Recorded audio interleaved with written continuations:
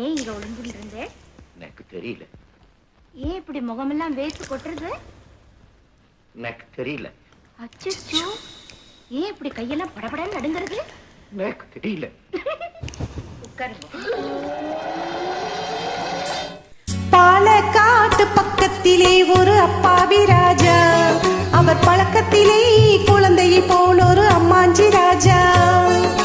பாலக்காட்டு பக்கத்திலே ஒரு அப்பாவி ராஜா, அவர் பழக்கத்திலே குழந்தையை போல் ஒரு அம்மாஞ்சி ராஜா. யாரம்மா அது யாரம்மா, யாரம்மா அது யாரம்மா? பாலக்காட்டு ராஜாவுக்கு ஒரு அப்பாவி ராணி, அவ சேலை கட்ட பார்த்தா போதும் அம்மாமி பாணி. யாரம்மா அது யாரம்மா, யாரம்மா அது யாரம்மா?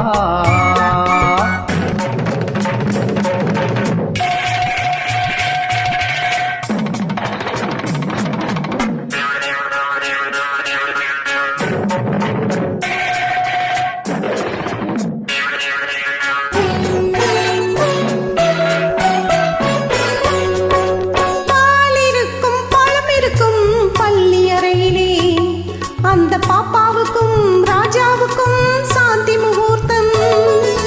சாந்தி என்றால் என்னவென்று ராணி கேட்டாராம்.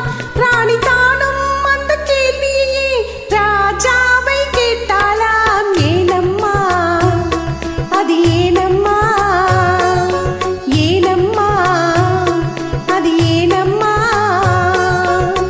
அவர் படித்த புத்தகத்தில் சாந்தி இல்லையே, இந்த அனுபவத்தை சொல்லித்தர பள்ளி இல்லையே.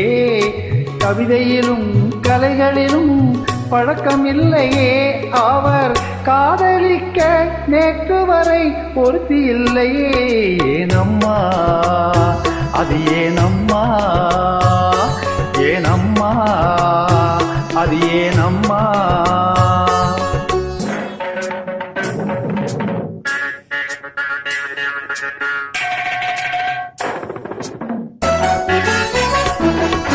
பூக்களிலே வண்டுறங்கும் பொய்கை கண்டாராம்.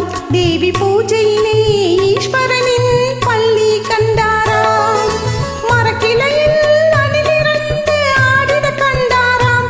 ராஜா மனதுக்குள்ளே புதியதொரு அனுபவம் கொண்டாராம். ஏனம்மா அது ஏனம்மா, ஏனம்மா அது ஏனம்மா? பரமசிவன் சக்தியை ஓர் பாதையில் வைத்தார். அந்த பரமகுரு ரெண்டு பக்கம் தேவியை வைத்தார். பார்க்கடலில் மாதவனோ பக்கத்தில் வைத்தார். ராஜா பத்மநாபன் ராணியை தன் நெஞ்சினில் வைத்தார். யாரம்மா அது நானம்மா, யாரம்மா அது நானம்மா?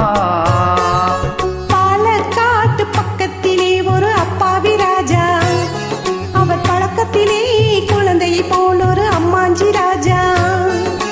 பாலக்காட்டு ராஜாவுக்கு ஒரு அப்பாவி ராணி, அவ சேலை கட்ட பார்த்தா போதும் அம்மாமி பாணி.